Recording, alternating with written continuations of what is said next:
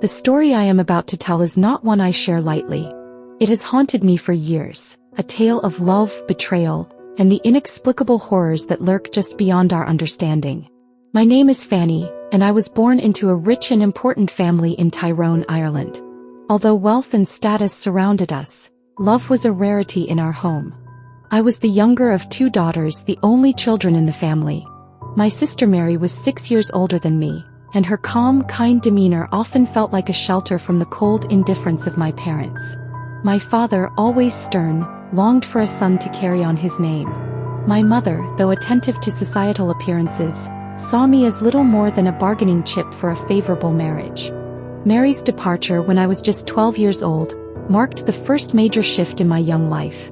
Her wedding was a grand affair, with music and laughter echoing through our ancestral home. But I stood apart from the celebration, my heart heavy with sadness. Mary was my anchor, the one person who truly cared for me, and now she was leaving for her new life in Dublin with her husband, Mr. Carew. Barely a year had passed when a letter arrived, bearing news that Mary was gravely ill. Mr. Carew wrote that she longed to return to Tyrone to be with her family in her final days. Though grief shadowed my joy at the thought of seeing her again, I clung to the hope that her visit would bring comfort to us both. On the appointed evening, we waited anxiously for her arrival. The hours dragged on, and as midnight approached, an eerie silence fell over the house. Suddenly, I heard a faint, mournful cry from the distance. "Father, they're here," I called, rushing to the front door. Together we stepped outside, straining to see through the darkness. The cry came again, closer this time, but no carriage emerged from the shadows. We waited, shivering in the cold night air, until the sound faded away entirely. The next morning brought devastating news. Mary had passed away at precisely 1 o'clock, the very moment we heard the cry. Though I was only 13, the weight of her loss bore down on me heavily, leaving an emptiness that lingered for years. As the sole heir to our family's fortune, I became the focus of my parents' ambitions. By the time I turned 16, suitors flocked to our home, eager to claim me as their bride. I found their attention stifling and superficial, and I resisted their advances. Desperate to find me a husband, my mother took me to Dublin, where the social scene promised a wider selection of potential matches. For a time, I enjoyed the freedom and excitement of the city, dancing and laughing as I had not done since Mary's death. Yet my mother's impatience loomed over me.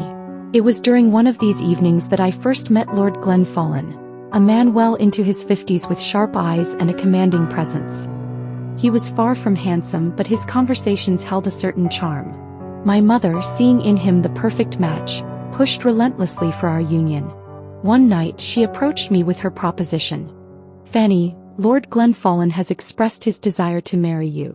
This is a great opportunity for our family," she said. "But I don't love him," I protested. "Surely that must matter." "Love is fleeting, my dear," she replied coldly. "Security and status are eternal." After weeks of relentless pressure, I relented.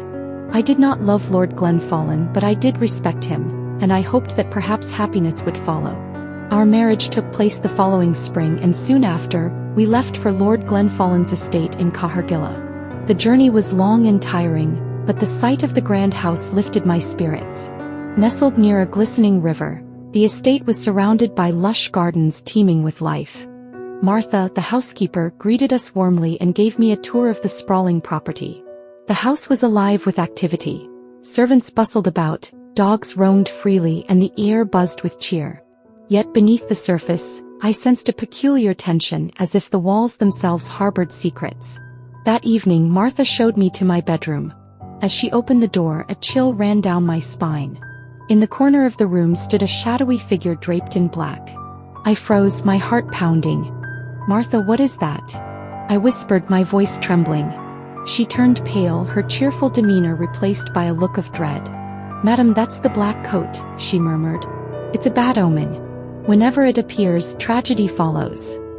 Though I dismissed her words as superstition, I could not shake the image of the coat from my mind. In the days that followed, I grew accustomed to life at Cahergilla. Yet Lord Glenfallen's behavior became increasingly peculiar. He warned me never to venture into the back rooms of the house or the small garden beyond. "Promise me, Fanny," he said, his tone grave. "You must never go there. Do you understand? Though I agreed, his words only fueled my curiosity. What secrets could those rooms possibly hold? One afternoon, as I prepared for a walk, I entered my room to find a woman seated near the fire. She wore a black coat and her lifeless white eyes revealed her blindness. "Madam, this is my room," I said, startled. "Your room," she sneered. "No, girl. You have no place here. Fetch Lord Glenfallen." Terrified, I ran to find my husband. When he confronted the woman, their exchange was heated, though I could only catch fragments of their conversation. Afterward, he refused to speak of her, leaving me with more questions than answers. Determined to uncover the truth, I sought out Martha, who reluctantly shared the dark history of the estate. The blind woman, she revealed, was Lord Glenfallen's first wife. Her tragic death and the mysterious circumstances surrounding it had cast a shadow over the household for years. "Some say he killed her," Martha whispered, her eyes darting nervously. "Others believe her spirit lingers, seeking vengeance." That night, the blind woman appeared again, this time in my bedroom. She accused Lord Glenfallen of deceit and warned me to leave the house, brandishing a knife to drive her point home. Fearful for my life, I confronted my husband. His evasive answers confirmed my suspicions. I was in grave danger. Without hesitation, I packed my belongings and fled Cahergilla, vowing never to return. Back in Tyrone, I found solace in the familiar, though the memories of Cahergilla haunted me still. My sister's spirit visited me often, her presence a reminder of the unseen forces that had shaped our lives. Years have passed since I left Cahergilla, but the story of the blind woman remains with me. Some nights, I dream of the blind woman, her spectral figure haunting the halls of that cursed estate. I am safe now, but I cannot help but wonder, who will be the next Lady Glenfallen?